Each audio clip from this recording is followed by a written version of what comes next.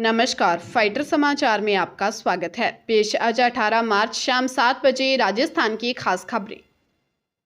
Supreme court ने electoral मामले में आज फिर एक बार सुनवाई की गई है। सुनवाई करने वाले 5 जजों की संविधान पीठ ने सीजेआई डीवाई चंद्रचूड़ के अलावा justice Sanjiv Khanna, justice BR Gavai, justice JB Pardiwala, justice Manoj Mishra शामिल रहे। इलेक्टोरल बॉन्ड पर सुप्रीम कोर्ट ने एसबीआई को फटकार लगाते हुए कहा, एसबीआई से सभी विवरण का खुलासा करने को कहा गया था और इसमें इलेक्टोरल बॉन्ड की संख्या भी शामिल थे। सुप्रीम कोर्ट का कहना है कि एसबीआई को विवरण का खुलासा करने में चयनात्मक नहीं होना चाहिए। सुप्रीम कोर्ट का कहना है कि वे चाहते हैं कि एसबीआई के पास इलेक्टोरल बॉन्ड से जुड़ी जो भी जानकारी है वे सारी जानकारी सार्वजनिक की जाए। सुप्रीम कोर्ट ने चुनावी बॉन्ड के अल्फान्यूमेरिक कोड का खुलासा न करने पर भारतीय स्टेट बैंक को नोटिस जारी किया था।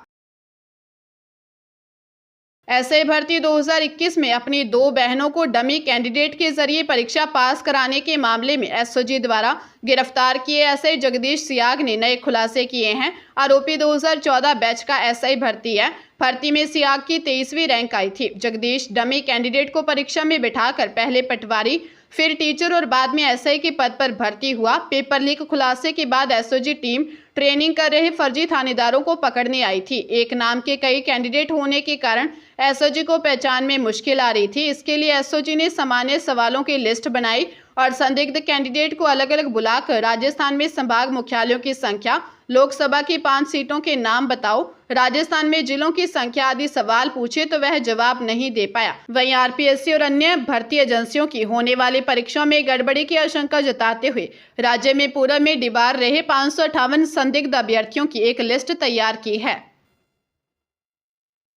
जोधपुर शहर में लगातार हो रही चोरियों के बीच लुटेरे इतने दुस्साहसी हो गए कि घर में घुस लूट करने के साथ गृहिणी को अमानवीयता से मारा, अभद्रता की। यह घटना भी शहर की घनियाबादी स्थित चोहाबो थाना के कृष्णा नगर में हुई। घर में घुसे 3 नकाबपोश लुटेरों का विरोध करने पर उन्होंने अकेली महिला के कपड़े फाड़ दिए और छेड़छाड़ की, फिर महिला को सरियों से बेरहमी से मारा।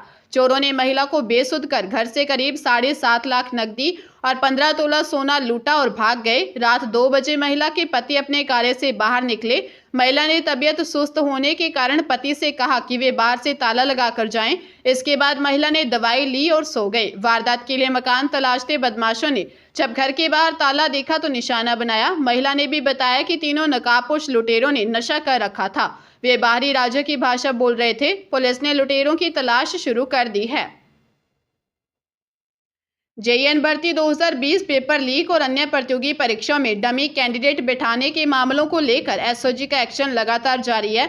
जयपुर एसओजी की टीम ने दौसा जिला मुख्यालय और महुआ क्षेत्र के एक गांव में दबिश दी। एसओजी एसपी नरेंद्र मीणा के नेतृत्व में टीम ने आरोपी रिंकू शर्मा के लवकुश नगर स्थित घर पर तलाशी ली तो कई घंटे तक सर्च किया। एसओजी की एक टीम महुआ के टीकरी जाफरान गांव भी पहुंची, जहां स्वरूप मीणा के घर पर दबिश दी।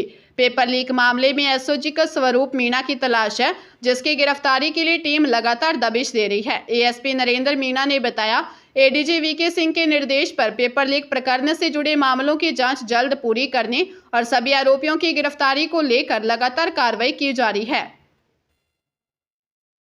जोधपुर लोकसभा सीट से भाजपा प्रत्याशी व केंद्रीय जल शक्ति मंत्री गजेंद्र सिंह शेखावत ने कांग्रेस प्रत्याशी करण सिंह उचियारड़ा पर हमला बोला। उन्होंने कहा कि कांग्रेस प्रत्याशी को उनके 10 साल में कराए विकास कार्य नजर नहीं आ रहे हैं। इसके पीछे असल वजह यह है कि वो काला चश्मा पहनकर घूम रहे हैं, इसलिए उन्हें जोधपुर क्षेत्र में विकास कार्य नहीं दिख रहे हैं। दरअसल कांग्रेस प्रत्याशी ने पिछले 10 साल में जोधपुर में कई विकास कार्य नहीं कराने और एयरपोर्ट का काम पूरा नहीं करने का आरोप लगाते हुए शेखावत पर हमला बोला था। इसके जवाब में भाजपा प्रत्याशी गजेंद्र सिंह शेखावत ने कांग्रेस उम्मीदवार करण सिंह उचियारड़ा को आड़े हाथों लिया। उन्होंने कहा कि कुछ ऐसे भी लोग हैं जिन्हें विकास दिखता ही नहीं है। ऐसे में उन्हें लगता है कि कांग्रेस प्रत्याशी काला चश्मा पहनकर घूम रहे हैं, इसलिए उन्हें विकास कार्य नहीं दिख रहे हैं। बाड़मेर जिले के मेगा हाईवे पर स्कूल बस और टैंकर के बीच जबरदस्त भिड़ंत हो गई। इससे बस ड्राइवर की मौत हो गई, वहीं टैंकर ड्राइवर गंभीर घायल हो गया। हादसे के बाद मौके पर भारी भीड़ जमा हो गई। घटना गुड़ामलानी थाने के डेबड़ी बाटा गांव होटल कुशल के पास की है। सूचना पर पहुंची पुलिस ने वाहनों को हटवाकर जाम को खुलवाया। पुलिस के अनुसार सिंदरी से टैंकर मेगा हाईवे से रामजी की गोल की तरफ जा रहा था। डेबड़ी बाटा गांव होटल कुशल के पास में सामने से आ रही स्कूल बस के बीच आमने सामने की जबरदस्त भिड़ंत हो गई। इससे बस और टैंकर ड्राइवर दोनों गंभीर घायल हो गए। मौके पर एम्बुलेंस पायलट बाल किशन और ईएमटी किशन पहुंचे और घायलों को गुड़ामलानी हॉस्पिटल पहुंचाया, जहां बस ड्राइवर श्रवण निवासी बुढ़िया नाडा की मौत हो गई। पुलिस मामले की जांच कर रही है। जोधपुर जिले के मतौड़ा थाना क्षेत्र के ग्राम पड़ासला सरहद में एक युवक के साथ लाखों रुपए का फ्रॉड हो गया। थानाधिकारी अचलाराम ढाका ने बताया कि निवासी नेवरा रोड हाल पड़ासला 28 वर्षीय गणेशाराम जाट ने रिपोर्ट पेश कर बताया कि भाई ईश्वर राम के मोबाइल पर एक फोन आया और कहा कि पेन, पेंसिल आदि माल व मशीनरी देने के लिए सिलेक्शन हुआ है। आपको 650 रुपये रजिस्ट्रेशन के कराने हैं। उसी के बाद भी कई बार रुपए भेजे, मगर भाई को मशीनरी व माल नहीं भेजा। इस पर वह गुमसुम रहने लगा। पूछने पर उसने पूरी बात बताई, जिसके बाद थाने में मामला दर्ज करवाया। पुलिस ने मामला दर्ज कर जांच शुरू कर दी है। जयपुर के चाकसू से पूर्व विधायक वेद प्रकाश सोलंकी सहित 4 लोगों के खिलाफ कोर्ट ने पुलिस को मामला दर्ज करने का आदेश दिया है। चारों पर प्लॉट हड़पने का आरोप लगा है। मामले में सुनवाई करते हुए अदालत ने अश्विनी बेंजामिन की शिकायत पर करदनी थाना पुलिस को यह आदेश दिया। शिकायत में कहा गया है कि पूर्व विधायक वेद प्रकाश सोलंकी, मीनावाला गृह सरकारी समिति के संयोजक नितेश अग्रवाल और अध्यक्ष ने फर्जी विक्रय पत्र के जरिए उनके प्लॉट पर कब्जा किया है, जबकि गृह सहकारी समिति ने पहले यह प्लॉट बीकानेर निवासी अपर्णा बत्रा को बेचा था। अपर्णा भत्रा ने इसका भुगतान भी कर दिया था। वही अब प्लॉट को वेद प्रकाश सोलंकी को बेचना बताया जा रहा है। वह पूर्व विधायक सोलंकी ने कहा, ऐसा कोई प्लॉट नहीं है, न ही किसी प्लॉट पर कब्जा कर रखा है, न मैं जानता हूं। मेरी राजनीतिक छवि खराब करने की कोशिश की जा रही है। टोंक जिले के देवली में एक ट्रैक्टर ड्राइवर ने 2 बाइक पर सवार 5 लोगों को टक्कर मार दी। हादसे में एक व्यक्ति की मौत हो गई, वहीं बाइक सवार 4 अन्य घायल हो गए। सूचना पर हनुमान नगर पुलिस पहुंची और घायलों को देवली अस्पताल पहुंचाया। हादसा सावर अजमेर रोड पर बाहल्या पोलिया चौराहे के पास हुआ। थाना प्रभारी अयूब खान ने बताया कि पारोली थाना क्षेत्र निवासी कालबेलिया परिवार के लोग बाइक पर सवार होकर हिंडौली से शाहपुरा जिले के आमली बंगला की ओर काम के लिए जा रहे थे। ये कोयला बनाने का काम करते हैं। इस दौरान सामने से आई एक ट्रैक्टर ने दोनों बाइक्स को टक्कर मार दी। हादसे में सूरज कालबेलिया निवासी पारोली की मौके पर ही मौत हो गई, जबकि अन्य गंभीर घायल हो गए। पुलिस मामले की जांच कर रही है।